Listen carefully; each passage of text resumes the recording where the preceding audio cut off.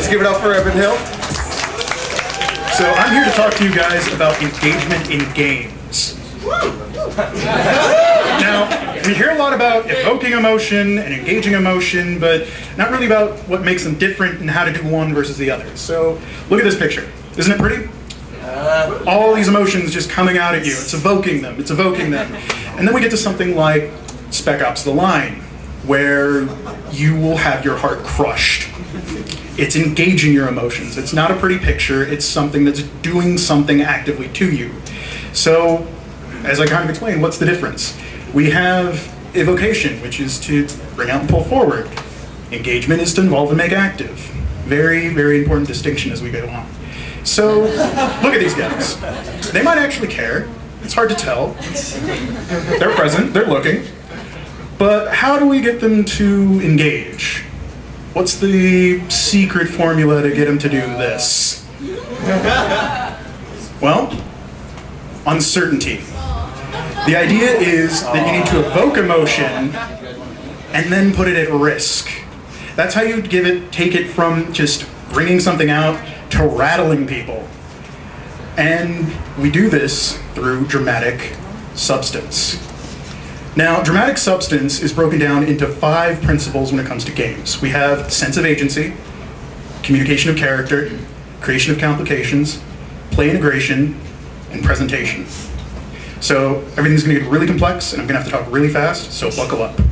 All right, sense of agency. As we talked about in the last talk, it's the sense that the players have that their choices matter. I'm not talking about actually giving your player choice, but you want to give them the sense that they have consequences. You want to make them believe. The same way that they foster a suspension of disbelief, you need to foster a sense of agency.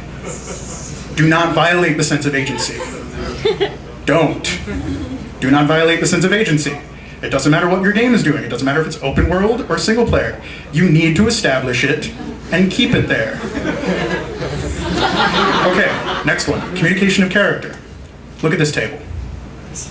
It's a happy table. In fact, it's a creepily happy table. Now, you're all judging this creepily happy table. Poor creepy table. But what I've just done there is I've communicated its character. You've gone from just looking at it to either sympathizing with it, judging it, rejecting it. This is what separates character from merely telling something or evoking something. Anything can have character. A city, a table, even a person. So character also has a very important aspect that you don't see covered in games, and we kind of touched on in the last talk. In order to do any of these things, you have to have an innate separation from the player. If you're integrated in totality with yourself, you can't sympathize with yourself. You can't judge yourself. It's not really something players can do while they're shooting monsters, or even when it's a quiet moment. You need to be able to take a step outside of yourself, either through self-reflection or really simply by having something that's not you in order to interact with it. Character is what we use to take our aesthetics and layer them with meaning, because you're able to actually form emotional opinions beyond your gut reactions. You're able to codify things. You're able to make them more interesting. Look, another table. Creation of complications. So now that we've gotten the player to care, that we've communicated emotion, what do we do next? We start to fuck with them. You do this by creating obstacles, challenges, and reversals to the state of the play. I'm not just talking about plot. This is something that needs to be intrinsic, whether you're going really heavy narrative, really heavy gameplay design, League of Legends, or Walking Dead, it doesn't matter. Complications are what generate uncertainty. And this uncertainty is also something major to your tone. It's what gives it a flavor. You know, it's how you handle your subject matter.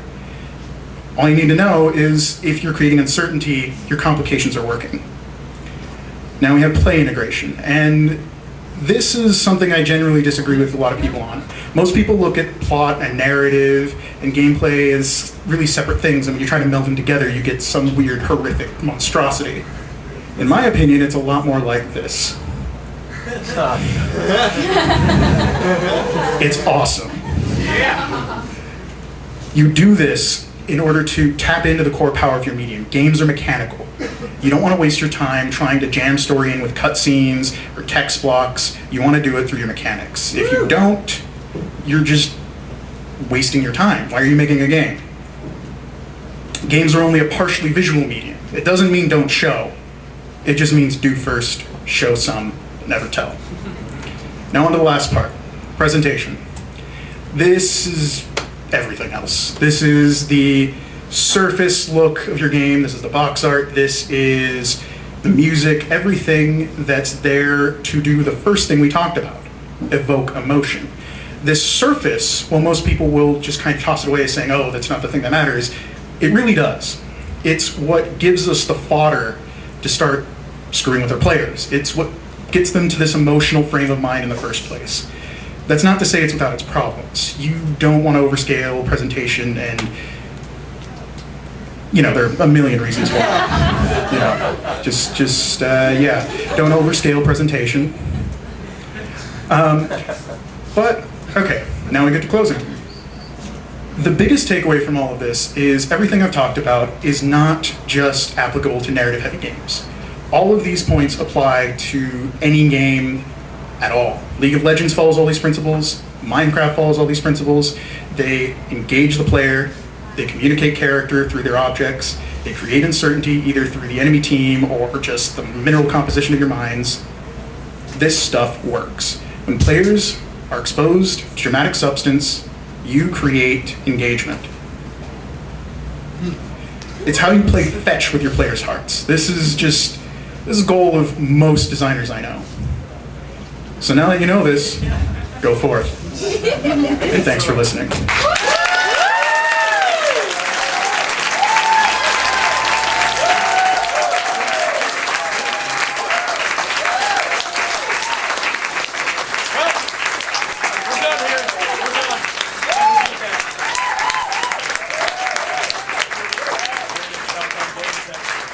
Thank you all for coming out to Glick City.